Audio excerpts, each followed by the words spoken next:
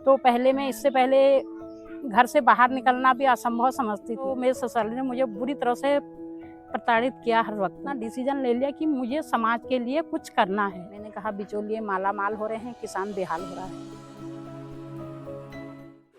मेरा नाम कमला देवी, मैं ग्राम सभा ढेला से एक जैविक किसान हूँ और मेरा पद इस समय एक पीबी सदस्य के रूप में कार्य करती हूँ। महिलाओं के साथ क्योंकि घरेलू हिंसा पे बहुत ज़्यादा पड़ रहा था, तो मैंने कहा यार जब मैं एक शोषित हूँ तो मैं सिखाऊंगी तो मेरी हिम्मत बढ़ के 10 आगे बढ़ेंगे।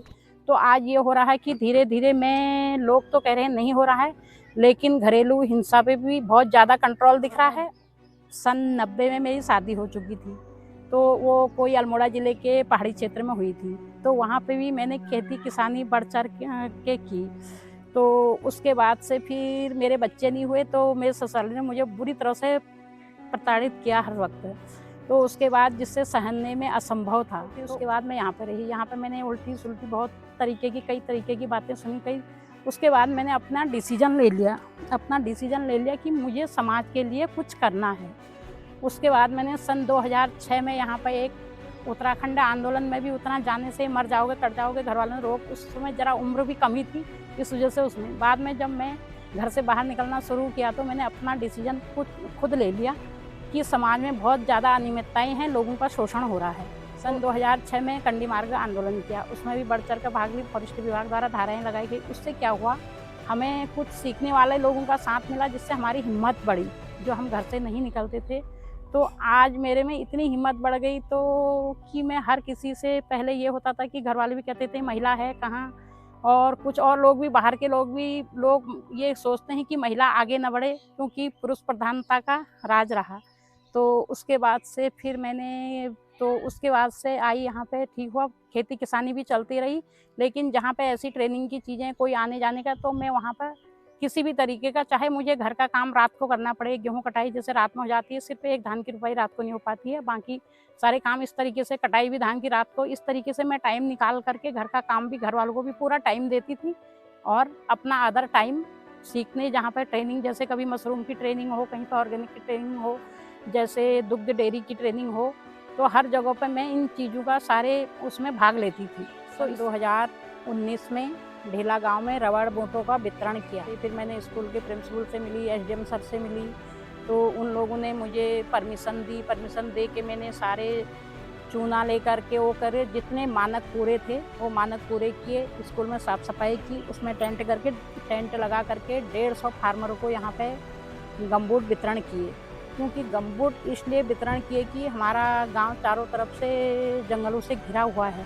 तो यहाँ जब जंगलों में गर्मी पड़ती है या आग लगती है, तो बड़े बड़े अजगर क्या होते हैं, गांव की ओर सीलन की जगह पे आ जाते हैं। तो इसलिए हम जब रात बिरात खेतों में पानी लगाना होता है या जंगली जानवरों को भगाना होता है या किसी और काम से होता है, तो इसलिए गमबूट में ये होता है, सांप कीड़ों का खतरे से बचने के लिए बहुत फायदा हुआ यहाँ पे। और 150 यहाँ बांट करके फिर मेरे संपर्कीय किसान, जहाँ पे हमारा उत्पादन और अदर गांव में, मैंने कहा उन किसानों को बांट दो। फिर उसके बाद हमने परियोजना में काम किया। जैसे हमारे 6 किलोमीटर का गांव है, उसमें सोलर फेंसिंग है।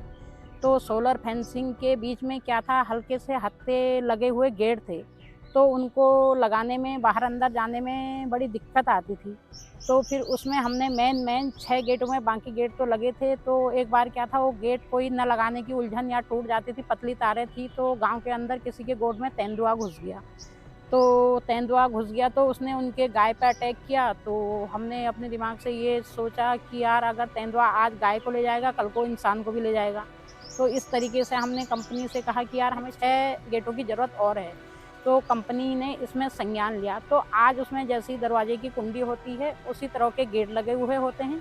हम उस गेट को खोल करके जो आने जाने वाला होता है उसको भी आसानी होती है और हमें भी आसानी होती है। तो सोलर तारों के उसमें 3-4 जगह ऐसे बनाए रहते हैं कि उनमें एक सोलर पावर की मशीन होती है, जो दिन में चार्ज होती है और रात को, दिन में सुबह उसमें, तो उसके बीच में वो गेट बनाए हुए हैं। तो दिन में वो चार्ज होती है, तो रात को वो फिर खोल दिया जाता है। तो रात में उसमें तारों में करंट दौड़ता है, तो जिससे जानवर अंदर आते हैं तो वो मरते नहीं हैं, उनकी जान को हानि नहीं होती है, उनको करंट की उससे वो बाहर अंदर आने जाने में वो बचाव हो जाता। तो जैसा मैंने आज तक किया तो इतने बदलाव आए, इतने लोगों से हर हर क्षेत्र में सुधार आया, चाहे महिला सशक्तिकरण में हो, चाहे पोषाहार में हो, पोषण में हो। जैसे तो मेरा मेन लक्ष्य आगे आने वाले भविष्य के लिए ये है, ये सोच रही हूँ मैं, चाहे महिला हो चाहे पुरुष हो, लेकिन